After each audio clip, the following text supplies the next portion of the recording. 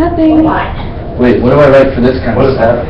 Okay, Jake, at 9 minutes, you hold up the 9 at 9:30. Stop. If they go to like 9:32, you start clapping. Yeah. It's really blurry. What is? Mike, the camera? Yeah. Someone spit on the lens. I don't care. Okay. Person give me a correct one.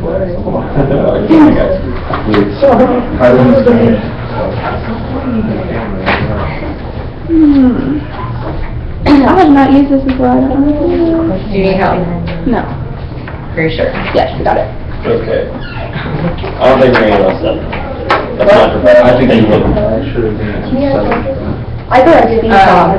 Once you go up there. Are there any questions about anything? Yeah. I forgot to print out my outline. Okay. Bring it to me later. Deal.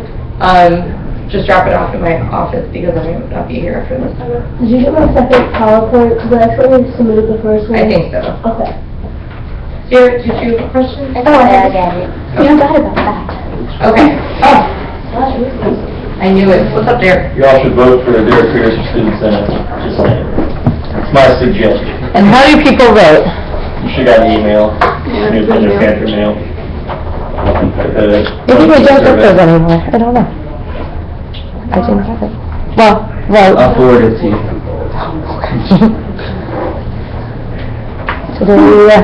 I could just like do it without, I could just describe what it should look like. there's pictures, then you can do it. That happened in my last class, actually. That's the initial, it's not a big deal. Oh, the initial attitude is how you feel about the topic now once they bring it up to you. Oh, there it is. And then at the end, you could be like, oh, I think mine was your actual PowerPoint. I was like, no. Okay. I'm ready to start whenever you start. Oh, wait, stop, never mind. Oh, you ruined it already. Well, you said, I thought you were starting, okay. Why do you have me do Are you ready? Yeah. Okay. Imagine you're walking down a grocery aisle. There's rows of food stacked on either side of you. There's so many options, but what do you choose? When you take a closer look at the items, and you read, chemical helper, diabetes drinks, heart disease spread, colon cancer dogs, no nutrition puffs. The sad reality is that you're probably buying all of these foods without realizing it. You can put a stop to eating processed foods by learning more about what you're putting into your body. I've always been interested in living a healthy, all-natural lifestyle. Researching this topic further has only increased my desire to treat my body the way it deserves. I'm sure some of you are already educated on processed foods, but for those of you who aren't, I hope to open your door to living a healthy lifestyle open a bit further. I believe there will not be a reason to change if you don't have all the facts first. So today I'm going to explain more about what processed really means, why it is harmful, and how to be sure to avoid processed foods at all costs and live a more natural lifestyle. It can be hard, and maybe even frightening to some people to make a lifestyle change, but I promise you can do it. The first step to fixing a problem is being informed about the problem. So what does processed really mean anyway? First of all, I would like to make you all aware that I'm not saying 100% of processed foods are bad, because things that are frozen, like sweet peas, are processed, but they're obviously still a healthy choice. Processed foods aren't just in the drive-thru though. Many of you think that if you stay clear of the drive-thru or fast foods, that you're also steering clear of processed foods altogether. However, this is not true.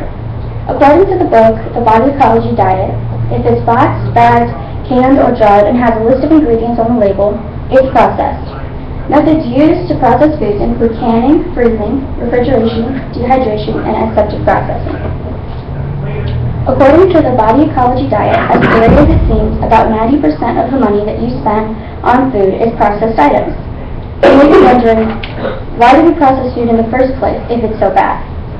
Well, according to articles by Dr. Mercola, processed foods have been altered from their natural state for convenience reasons. It may be convenient to make a cake out of a box, and it may be convenient to have a meal with no prep time, but you're going to get something more than just convenience when you buy processed foods. There's a whole list of ingredients that manufacturers add to. So these are just some of the things that are added, and I wrote, preserve, what if you want to eat that cupcake months from now? Or they hide odors. Do you really want to smell the fish paste in your instant pad thai? These are just some examples. The slow-killing poison that might one day help you meet your end could just be sitting inside your cupboard claiming innocence. According to the Body Ecology Diet, there are several ways to figure out what is harmful and what isn't, because sometimes products can claim to be all natural when they are not. One good hint is if the food you're eating breaks down or not. So here I have a picture of a watermelon, and on day 80 it's pretty much unrecognizable. But on day 180, a burger is the exact same. And then this is what it's doing outside, but inside your body, on this side, is a picture of your stomach. If you're eating all natural, it should be pink. This is actually a picture of your stomach with ramen noodles in it. Has not broken down at all. It's pretty gross. If you can't pronounce the ingredients on the back of your food, do you know what you're eating? According to a YouTuber you may be familiar with, Banana Girl, most processed foods have a huge list of ingredients on their labels, similar to that of a can of paint. Take a look at the list of ingredients of the strawberry flavoring milkshake served at a Zip Food restaurant. That looks delicious. Can you eat any of that? Because I can't. And that's kind of the point. If you can't tell what you're putting in your body, don't put it in your body.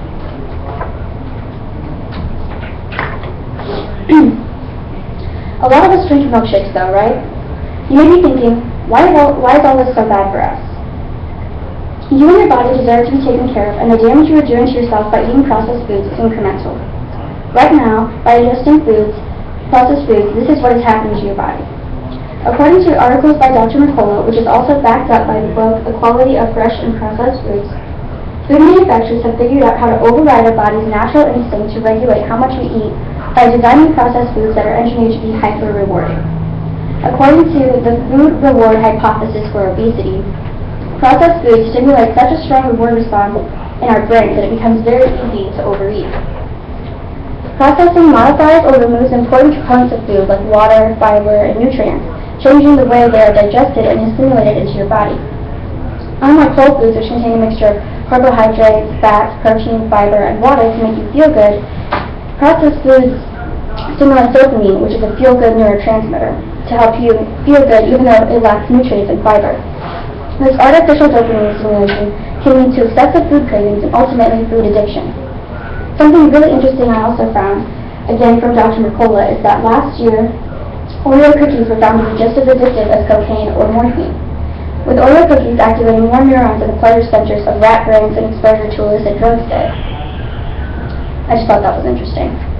But further down the road, the damage will be even worse. According to the Body Ecology Diet, refined fructose, typically in some form of corn syrup, is now found in virtually every processed food you can think of, and fructose actually programs your body to consume more calories and store fat. Your liver is the only organ that can process this, so shuffling all that fructose through your liver can actually end up damaging it as much as alcohol does. And just as alcohol, it gets metabolized directly into fat. All of this can lead to obesity and diabetes. Food manufacturers typically claim that artificial food additives are safe, but research says otherwise. Preservatives, for example, have been linked to health problems such as cancer. But you're not the only one you're harming by buying into processed foods. I will not make this claim that eating meat is wrong. It does have a lot of health benefits. However, if meat is not organic, then the animals that you're eating have not been kept in acceptable conditions. According to Sustainable.org, the food manufacturing industry crosses the line into unacceptable with all of their mass production. Again, this is a matter of convenience. They don't want to slow down the line. So according to PETA and the book Slaughterhouse, to keep production up to speed, cows are often skinned alive, and pigs aren't even given any painkillers when they have their tails or balls cut off. Like, just imagine that right now. Animals are kept in cages very big enough for their bodies. Even pregnant or nursing pigs are kept in pens so small they can't move. You're having growth hormones injected into you, and you're just laying there in misery.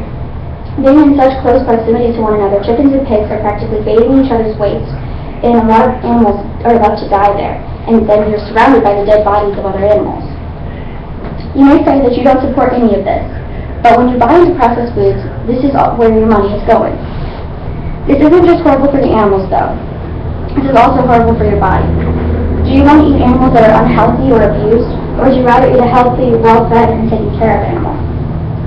According to Dr. Suzanne Osborne in her book and Sustainable.org, free-range animals are much healthier for us to consume. Not only physically, but animals and plants that have been raised naturally haven't been enhanced or injected with harmful chemicals, so we will be more mentally sound as well. Wouldn't you like to rid your body of all things unnatural? You may feel overloaded with the negativity of some of the way our food is processed. Even though it can be hard to live a natural life in a world as processed as ours, I assure you it's possible. So, here are some stores you can shop at.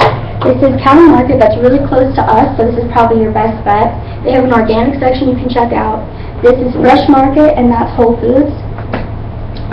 According to WholeFoodsMarket.com, giving the items you buy weekly a background check and deciding which product is best can make all the difference. My advice to you is that you go to any of these markets, and also, when something says all natural flavors, that is pretty much a flag, because any item found on Earth can be called an all-natural flavor. So that's not really good. Also, there are ways you can go about getting meat that is much better for you. If you go to a farmer and buy half a cow or a whole cow, and you can go pick out your cow, and he can make sure that it is slaughtered in a humane way. Buying from local farmers and supporting them rather than big meat industries is always a good thing. Your body is going to thank you also when you do this. According to Women's Health magazine, by starting to eat clean, you are already increasing your lifespan and decreasing the risk of cancer and a whole bunch of other diseases. After the initial dive into clean eating, you will feel amazing, even a euphoric on top of the world feeling. Again, according to Women's Health magazine, you will most likely increase your drive in all aspects of life. If clean eating can do all of that for you, then I don't see why you wouldn't dive right in. I promise your body will thank you. I'll talk to you about what processing really means, why it's done, why you shouldn't buy into it, what you can do to avoid it, and live a healthy lifestyle, and what the benefits are of doing so. I hope the next time you stroll down the grocery aisle, you don't reach for the $5 artery clog, but instead choose something more naturally grown.